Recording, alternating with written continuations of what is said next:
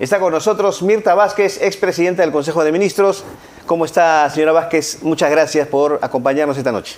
Muchas gracias por la entrevista, Carlos.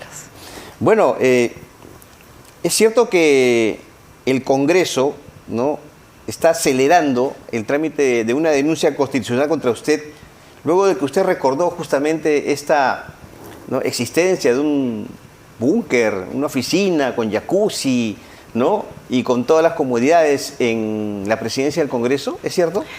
A ver, por lo menos hay una coincidencia, digamos, en los tiempos, porque hay una denuncia constitucional que hizo en el 2021 el señor Merino contra mí.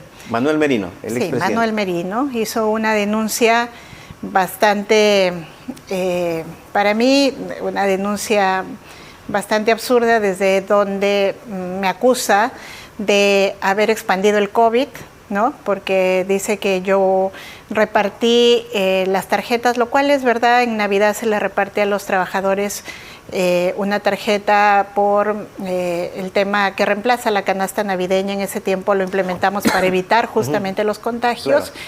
Y su fundamentación es que por repartir estas tarjetas, al momento de ir a recoger las tarjetas, se contagiaron los trabajadores, ellos contagiaron a otros y esos a otros, entonces el COVID se expandió por mi responsabilidad, ¿no? Y el otro cargo es porque no actualicé supuestamente el plan COVID.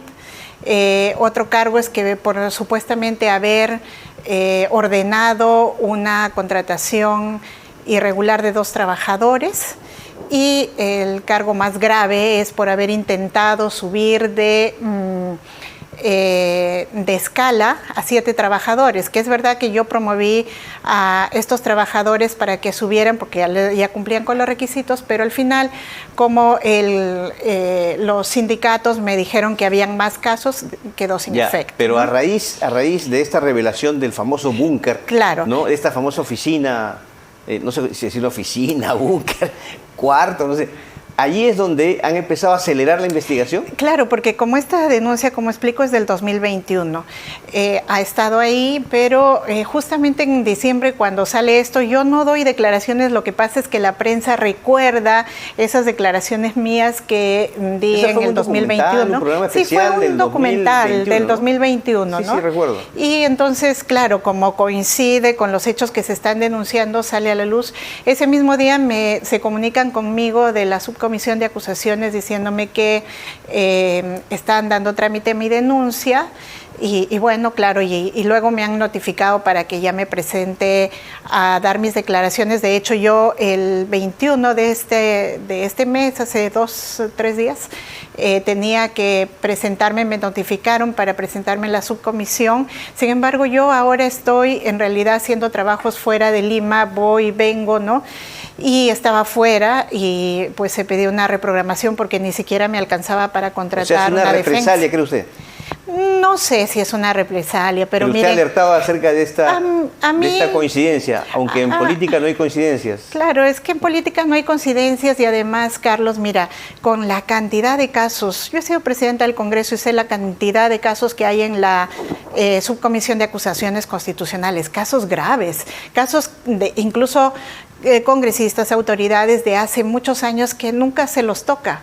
Pero claro, los casos, la subcomisión está siendo de alguna manera selectiva, ¿no? Porque entonces está seleccionando algunos casos y también cree usted que esta, digamos, rapidez de las diligencias tiene que ver con el pedido que usted hizo de investigar esta supuesta red de prostitución en el Congreso? Bueno, esperaría que no, pero las cosas coinciden, ¿no? Y yo lamento que no se ocupe la subcomisión de casos bastante graves que realmente deberían investigar y pues se estén ocupando de estos casos que, por ejemplo, en mi situación, ¿no? O sea, realmente, además a mí me llama mucho la atención que estando en medio del escándalo del Congreso, donde se los acusa de haber contratado incluso señoritas para que no cumplían con ningún requisito, eso está probado. Incluso hay un congresista que sale a decir que a él no le importan los requisitos sino el corazón y tal. Y finalmente a mí sí me quieren sancionar no por haber contratado nuevo personal, no por haber metido a nadie, sino por haber intentado promover de escala a trabajadores, ¿no? Yo quería que nos recuerde cuáles eran las características de ese famoso búnker, ese ambiente. ¿Por qué? Porque hay parlamentarios que han sido presidentes del Congreso y que dicen, no, desconozco, nunca he visto esa oficina, ese ambiente ya, ¿cierto? Repito, han sido presidentes del Congreso. Usted contó, creo que ese ambiente estaba en la presidencia del Congreso. Sí, está en la presidencia del Congreso. Está. Y es imposible que alguien que por lo menos ejerce la presidencia, miren, con tener más de una semana uno se puede dar cuenta de eso, ¿no? Entonces, a mí se me hace muy raro de que alguien diga, yo no lo vi. Porque incluso por seguridad te informan, ¿no? Desde los edecanes hasta el personal de seguridad, cuáles son las salidas que tiene el presidente. Y por ahí hay una salida. Entonces, claro, si me lo informaron a mí, me dijeron, mire, por si acaso, por cualquier situación, hay estas salidas. Claro, yo lo llego a conocer por otras circunstancias, porque un congresista me dice, mira, acá hay esto, ¿no? ¿A un congresista le mostró eso? Claro, eso me mostró un congresista. ¿Quién le mostró? No, yo no, prefiero no dar nombres, pero... Porque le pregunto porque hay varios que lo han negado. No, un congresista de mi tiempo, ¿no? Y me dice, mira, acá tienes, no voy a mencionarlo porque no vale la pena complicar a otra gente, pero este congresista me dice, mira, aquí, y es más, él me dice textualmente, acá es donde se planificó la vacancia de Vizcarra. Yo no sé si es verdad o no, pero... En ese ambiente. En ese ambiente, entonces... ¿Y qué había en ese ambiente? Bueno, es como un departamento, ¿no? Tiene una salita, yo he dicho que me daba esa impresión. ¿Por qué? Porque tú tienes una salita, un comedor, ¿no? No tienes un lugar de trabajo, sino tienes una sala, comedor, un lugar donde hay una cama de masajes, un mueble, me dicen que antes había una cama, bueno, no lo sé, y una cocina donde lo que hay más ahí son copas de licor, ¿no? Entonces... O sea, había botellas de licor. No botellas, sino copas. Copas, ya. Entonces, eso es lo que a mí me llama. A mí lo que me llama la atención es que veo un montón de copas y digo, ¿para qué sirve esto? Bueno, esto era de uso privado, es de uso privado de los presidentes. Yo no sé a qué se referían con uso privado. Igual yo creo que todos los ambientes, Carlos, en las instituciones públicas se tienen que transparentar. Y tal vez por eso yo en el 2021... lo dije en este reportaje porque me parece que incluso esos espacios se tienen que reglamentar cuáles son sus usos, porque si no, cualquiera que llega podría darle el uso que quiere, ¿no? ¿Y no le contaron, no le hicieron referencia ahí qué tipo de uso le daba? Respecto a eso, hay muchas leyendas urbanas, pero yo no tengo por qué repetirlas si no me consta, ¿no? Muy bien. Bueno, ¿usted cree que en el Congreso la quieren inhabilitar? Pues miren... ¿Tiene usted aspiraciones políticas para el 2026? Yo en realidad no pertenezco a ningún partido, Carlos, y eso en realidad me pone en una situación en la que una candidatura es poco posible. Pero me parece que en este momento la subcomisión de acusaciones está procediendo de una manera... que pone en duda y mucha gente está presumiendo que hay una persecución política contra ciertas personas que hemos ejercido cargos públicos, ¿no? Si la subcomisión no se cuida de ser cuidadosa y respetuosa de la ley, lamentablemente esa es la impresión que dan, ¿no? ¿Usted cree que hay persecución política contra Martín Vizcarra? Pues yo no soy ni vizcarrista, tengo todos mis cuestionamientos con el señor Vizcarra, ¿no?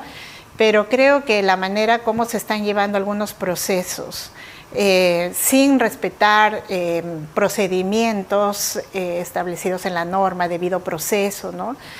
Pues sí, yo creo que eso es peligroso. Es peligroso, por ejemplo, que no se respete el tema de que ya había un pronunciamiento del Tribunal Constitucional, que no se respete, por ejemplo, en el caso de Salvador del Solar, para mí, es un escándalo en el Estado de Derecho que ni siquiera se quiera respetar los plazos prescriptorios, ¿no? Entonces, eso hace Por eso pensar, le preguntaba, ¿hay persecución contra ellos? ¿Contra esos dos que me han mencionado? Es que si no se respeta las normas de manera adecuada y por tanto el Estado de Derecho, entonces podemos presumir que sí hay una persecución política. En noviembre pasado, usted criticó duramente el gobierno de Dina Boluarte y planteó inclusive su vacancia. Yo siempre, Ahora, a partir del primer muerto... ¿Se mantiene? Por supuesto, ¿En su posición? Creo que fui la primera.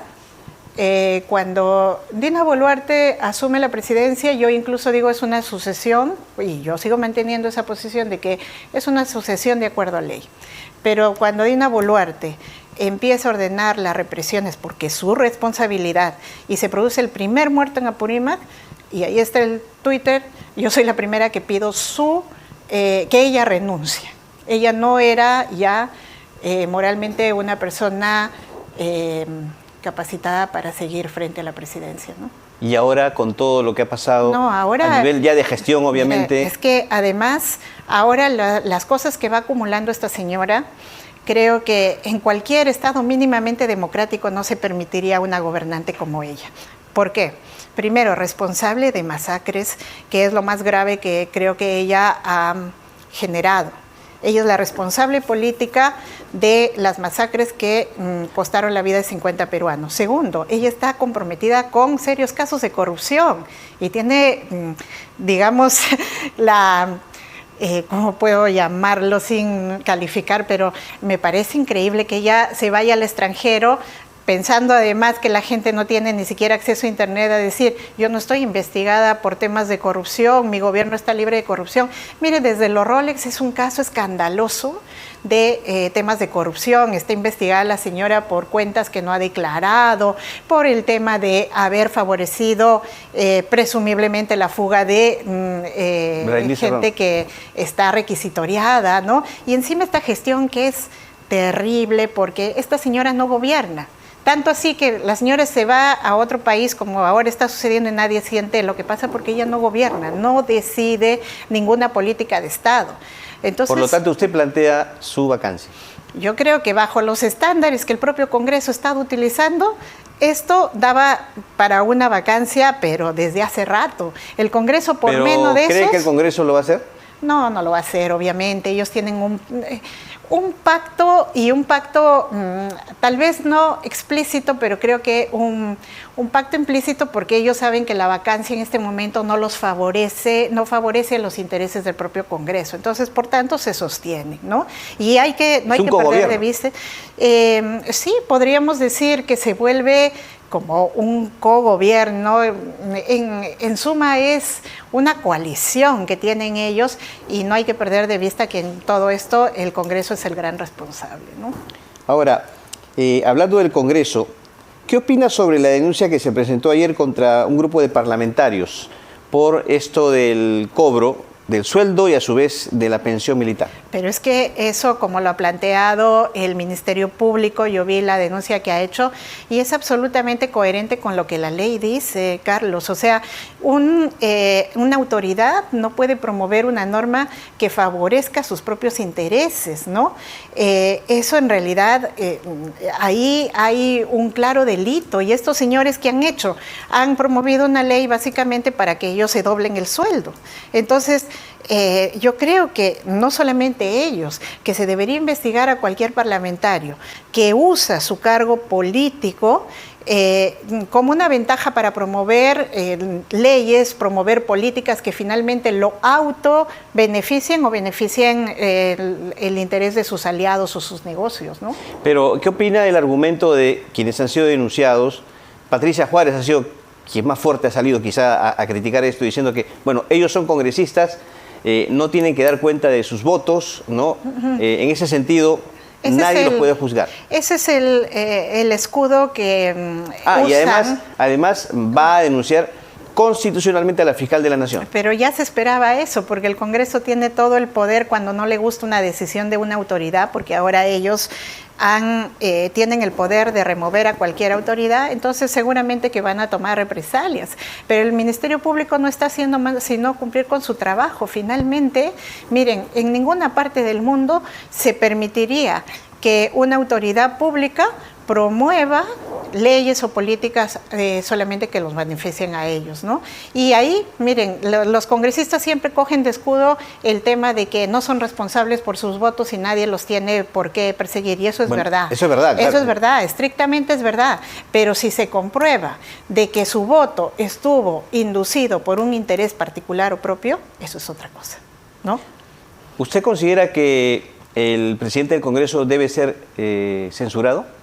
Miren, un presidente del Congreso que simplemente no toma decisiones firmes ante una crisis y una problemática tan profunda como la que se ha evidenciado en el Congreso, creo que no tiene por qué seguir al frente del Parlamento. Yo he sido presidenta del Congreso y he aceptado todas las críticas que me han hecho y creo que responsablemente uno tiene que asumirse, digamos, cuando hay una situación tan problemática como esta, ¿no? Pero un presidente que no lo hace, creo que debería dar un paso al costado. Ahora, eso no soluciona el problema del Congreso. Remover al señor Salguana creo que no va a solucionar el problema. No va a solucionar, simplemente es aquí un tema político, de responsabilidad política. Es una responsabilidad y un gesto que debería tener el partido y él mismo, me parece que sí, pero eso no va a solucionar el problema profundo que tiene el Congreso, ¿no? Muy bien. Lo último, sobre este caso justamente de la supuesta red de prostitución en el Congreso, las contrataciones irregulares, ¿no?, o que no correspondían al perfil profesional y otros, uno de los más criticados fue el oficial mayor. Patricia Juárez también ha confirmado que se ratifica la confianza en el oficial mayor. Muy mala señal porque yo creo que el oficial mayor es el funcionario más importante del Congreso y de él dependen muchas decisiones. Si el oficial mayor no tuvo ni siquiera la capacidad para controlar a quién se contrataba, yo he visto las declaraciones del señor diciendo que ni se acuerda quién le recomendó. Yo dudo mucho de eso. Son puestos estratégicos que creo que se eligen con mucho cuidado, pero si el señor, estamos en el supuesto que dice que ni se enteró quién le propuso esa contratación y no se dio cuenta qué hacía este sujeto ahí dentro, no tiene tampoco capacidad como para dirigir el Parlamento administrativamente, porque ese es lo que hace el oficial mayor, ¿no? Bueno, señora Mirta Vázquez, gracias por su visita. Muy buenas noches. Muy buenas noches. Hemos conversado con la expresidenta del Consejo de Ministros, Mirta Vázquez.